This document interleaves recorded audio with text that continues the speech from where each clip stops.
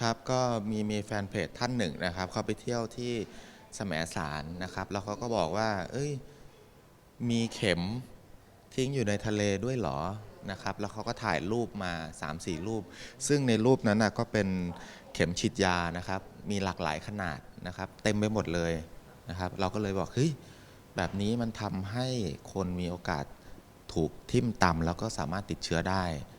เราก็เลยลองติดตามข่าวเรื่องนี้ดูนะครับแล้วก็เรารู้จักคนในพื้นที่นะครับเราก็เลยลองให้เขาไปดูหน่อยนะครับเขาก็ยินดีที่จะประสานนะครับเขาก็ประสานสสจนะครับประสานสสอบตอย่างเงี้ยครับมาช่วยกันดูครับใช่ครับ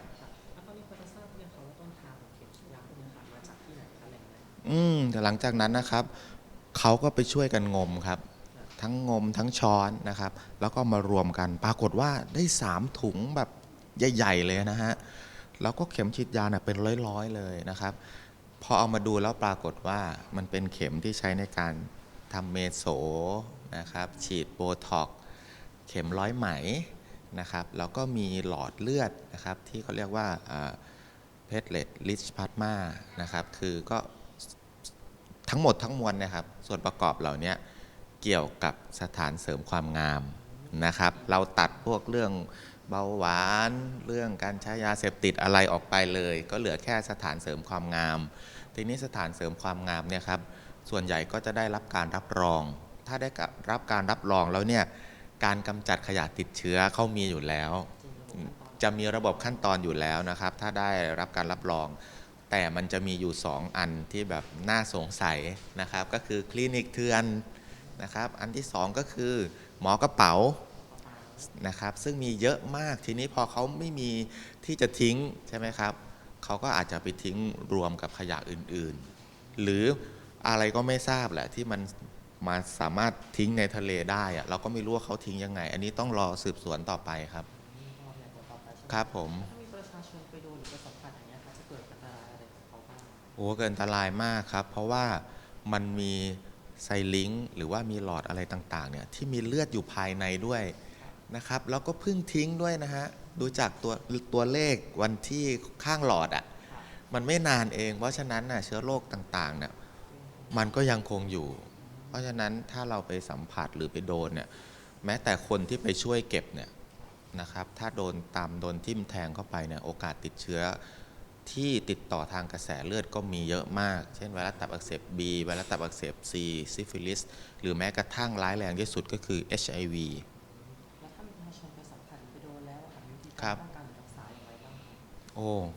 ถ้าเกิดไปโดนนะฮะอันที่ร้ายแรงที่สุดที่เราห่วงก็คือ HIV นะครับแต่ HIV เนี่ยก็ถ้าเรารีบนะครับไปกินยานะครับโอกาสที่จะเป็นก็ต่ำนะครับแต่ก็ต้องทันท่วงทีนะไม่ใช่ว่าตำแล้วบางทีเรากลัวไหมว่าตำแบบไม่รู้ตัวไงฮะบางทีดูในข่าวเนี่ยเห็นใส่ถุงมือบางๆอ่ะใช่ไหมเราเป็นห่วงคนที่เขาไปช่วยเก็บอ่ะนะหรือว่าตอนนี้ใครโดนบ้างแล้วก็ไม่รู้เพราะมันไม่ใช่เข็ม2 เข็มนะมันเป็นกระตักกระตักเลยอ่ะเออเออนั่นน่ะสิครับครับอืม ครับผมตอนนี้นะครับทางชลบุรีเองนะครับเขาก็ได้ทำการไปแจ้งความแล้ว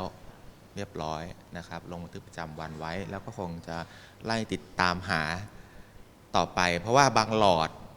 มีชื่อเขียนติดอยู่เพราะฉะนั้นโอกาสที่จะตามหาก็มีก็ได้ง่ายอาจจะไปตามหาที่เจ้าตัวว่าคุณไปทำอะไรมาทำกับใครที่ไหนอย่างไร อ่าใช่เราก็จะได้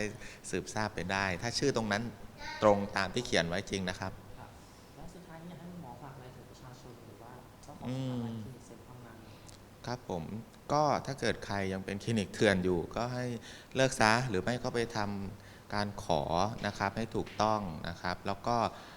พี่น้องประชาชนคนไหนที่อยากจะเสริมสวยหรือสัญญกรรมเนี่ยให้ไปที่คลินิกที่มีแพทย์ที่มีใบประกอบวิชาชีพให้เราเห็นชัดเจนติดอยู่ที่สถานประกอบการนั้นๆไม่อย่าไปทำกับหมอกระเป๋าเพราะว่านอกจากจะเสี่ยงต่อการติดเชื้อแล้วยังเสี่ยงต่อการเสียโฉมอีกด้วยครับครับ ดติดตามและกดกระดิ่งแจ้งเตือนจะได้ไม่พลาดคลิปใหม่ๆจากดิว18กันนะคะ